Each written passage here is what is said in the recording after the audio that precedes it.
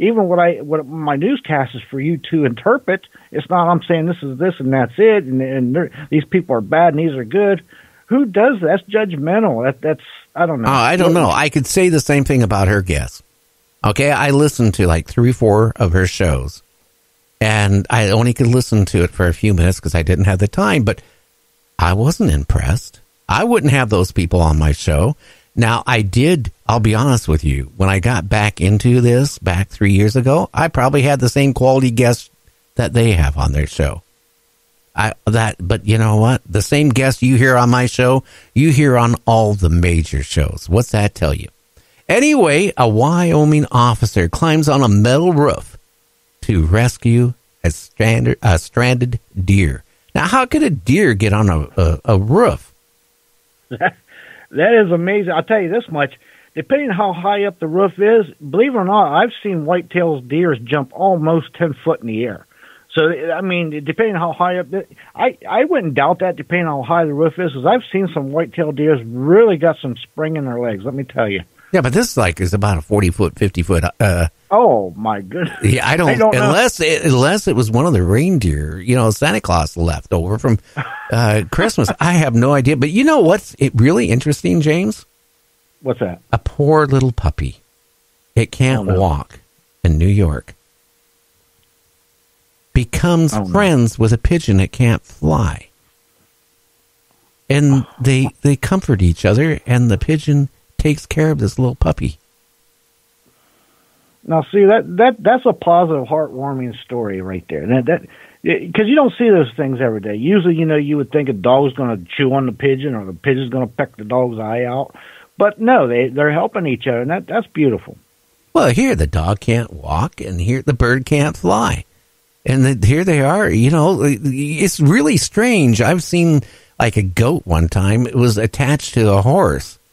And, the horse was handicapped, the goat was handicapped, but they became like best of friends. Everywhere the horse would go in the pasture, the goat surely followed. Yeah.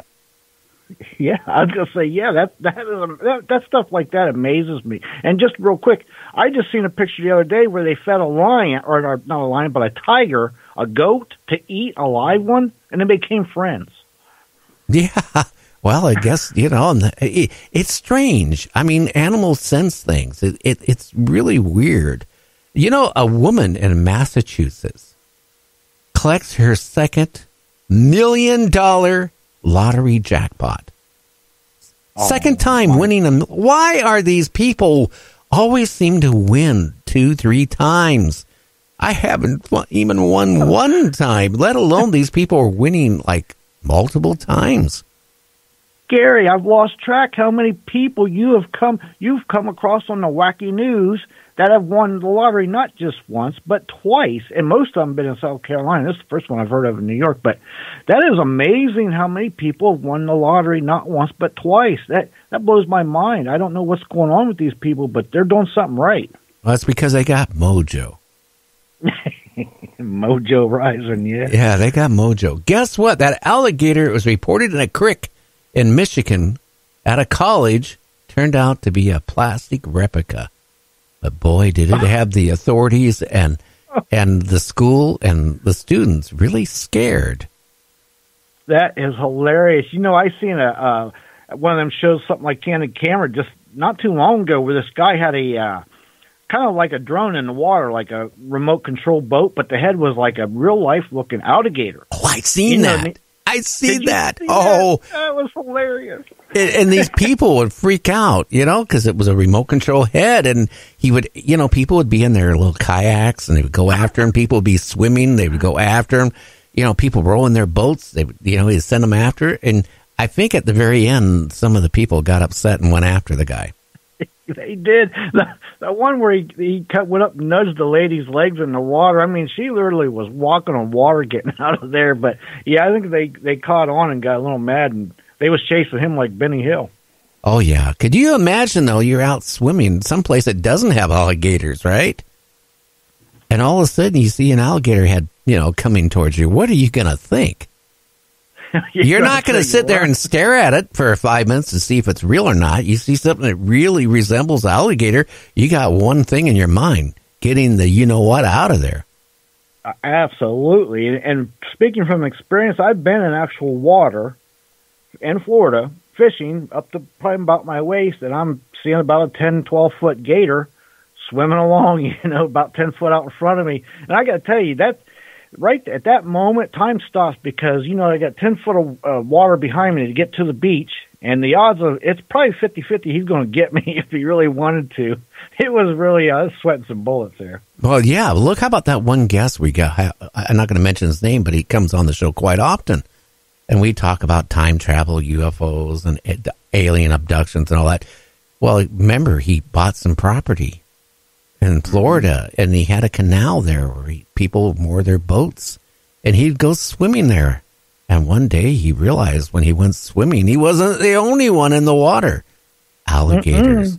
And that sure, he was lucky. Well, you know what? He learned his lesson not to go swimming in any canal. But you know what? In Florida, in certain parts of Florida, you even want to check your swimming pool before you jump in. Otherwise, they might be waiting for you. You better believe it. You better believe it. Let me tell you, I've been in Florida, lived there. Any water, a gator can get in, especially fresh water. We always had the theory, if there's fresh water, there's a gator in it somewhere.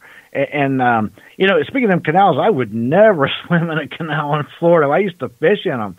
And one day I had something big. I didn't know what it was, couldn't see it.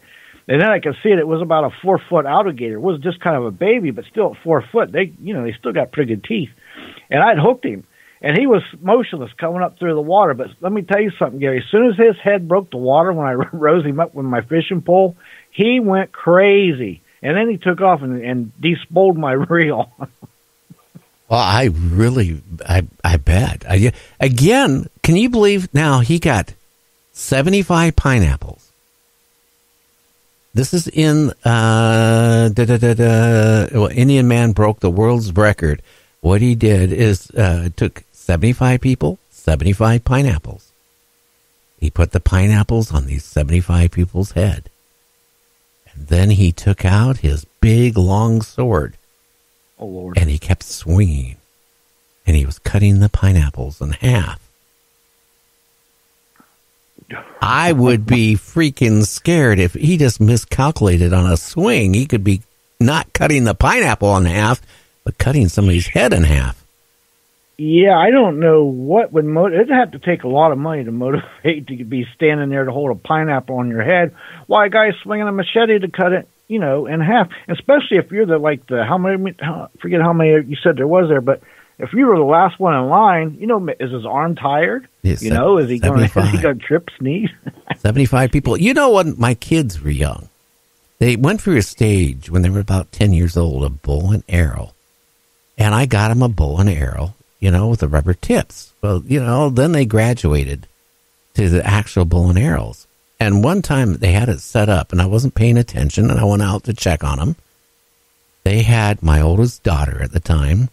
They were going to put an apple on her head. Oh, my God. Well, I put a stop to that. They got really mad at me. I took the bows and arrows, and that was history. They were gone. I could imagine what would have happened. I wouldn't have had my oldest daughter and her my 7 grandkids from her. She wouldn't be here today. Because these kids, I'll tell you what, when they were shooting into the hay, they weren't even hitting the bullseye. So to take an apple off somebody's head, and she was going to do it. And she was probably about 12 years old, and my son, it was going to do it, was about 10 years old. Now, guess what? Las Vegas, there's a whole bunch of pigeons released with hats. And they're flying down and around downtown Las Vegas. Yeah, that happened earlier, a few months ago, too, I think. But it did. Yeah. I don't know whether they glue them on there or somehow they got them hats on there, but that's amazing to see them pigeons floating around or walking around with them hats on. Well, in Germany, this is why you should never marry a German woman. She broke the world's record. Okay? She must be really strong, unless these pans, but I'm seeing the picture of them, were made out of tin foil. She took 7 frying pans and rolled them with her hands in 1 minute. Wow. I gotta tell you something. That is amazing. I used to do that, but not 7 in a minute. Maybe one in about 2 minutes. But that is incredible. That's got to be strong because I know what that's all about. That takes some real strength to do 7 in a minute, and that is amazing. It is, but to roll a frying pan now, unless it's a real flimsy one. I couldn't even to roll one up and do 7 in a minute. That takes some real strength. I am telling you, real strength. I've done that. I used to do that before, but it would take me 2-3 minutes to do one. I couldn't imagine doing 7 in a minute. That blows my mind because that's serious strength for real. I don't know. Guess what? Again, in South Carolina, somebody bet her $5 she couldn't win the lottery. I give up. I'm moving. We're going to be off the air for a month. I'm moving to either North or South Carolina. 250 smackers. 250,000 smackers. I am, if they're listening, here's my strong advice. You just won that lottery in South Carolina. Go play again because the odds are you're going to win again. Right? I don't know, probably 2 or 3 times in those states. Could you imagine you're off the Great Barrier Reef and you spot a manta ray, but a pink one? That is amazing. I seen that picture. That is mind blowing. I don't know if what was it? Must have been something with the pigmentation, or deformity, but that is amazing. That manta ray is all pink too. That's a real picture. That's a real fish. I know, isn't that interesting? And again, a discovery of a 70,000-year-old skeleton. Really has scientists in the Netherlands like scratching their head. 70,000 years old. That is old. I wonder if that's maybe a Neanderthal or maybe something like that. I know there's been a couple finds of Neanderthals around the world, but 70,000 years ago, that's a long time. Wow. I don't know. In Belgium, they found, under a cathedral. When they were doing some work on it, they found a room. The room was made, ready for this, out of all human bones. Oh, wow. Anybody got any calcium? That is something. That reminds me of the catacombs down below the Paris streets. They're just racks and racks of bones. That's amazing. I'll tell you, would you want to sleep down there, Gary, in that room? I wouldn't. My dad, during World War II in Italy, when the bombing was going on, they would go down to the catacombs. And my father, like typical, person he was, he decided to take pictures. And I tell you what, here's these people who have been dead for 1,000 years or more. Just, it's just weird. It just, I don't know. It is weird because it's like a whole city underground of the dead. It's bizarre because it's the same thing in Paris. And those catacombs go on for miles. People get lost down there and never come back. I know. Yeah. Oh, yeah. That's what he said, too, because it goes for miles and miles and branches out every which way. But you know what? These people are like on these platforms on the walls, just laying there. And these people are going, some of them go back depending to the Roman days. That's a long time. And to see their remains. And their hair is still there. It's just eerie pictures. I remember seeing those things, and it really freaked me out. A man who kept a snowball in his freezer for 10 years puts it up on eBay. Guess what it went for?